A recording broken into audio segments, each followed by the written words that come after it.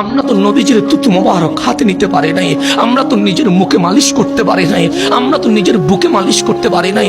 শুধুমাত্র ইয়া রাসূলুল্লাহ বলেছি, তাতেই আমি বেদাতি হয়ে গেছি। শুধুমাত্র নবীকে দাঁড়ায়া সালাম দিয়েছি, তাতেই আমাদের বন্ধু ফতোয়া দিয়েছে। তারা কি ওই বুখারীর হাদিসটা পড়ে নাই? হযরত উরওয়া বলে রাসূল ওযু করতে লাগলেন, কানু ইয়াকতাতিলুনা, নবীজির সাহাবায়ে কেরাম আজকে আপনারা ভিড় করছেন মাহফিল শোনার জন্য, আর মদিনার মানুষ মাহফিল শুনতে যায় নাই, মদিনার মানুষ নবীর কুলির পানি নিতে গিয়েছে। আপনি কোথায় যাবেন বন্ধু? সাহাবায়ে কেরাম ইয়াকতাতিলুনা, নবীর ওযুর পানি নেওয়ার জন্য প্রতিযোগিতা করছে। আমি কুলি করলে কে নেবে, কিন্তু রাসূল কুলি করছে। সাহাবায়ে কেরাম বলেন, নবী রে, আপনারে পেয়ে আমরা ধন্য হয়েছি, আমরা আপনার কুলির পানি নিব। আমার নবী নাকে পানি দিলেন, সাহাবায়ে কেরাম নাকের পানিগুলো নিয়ে নিলেন।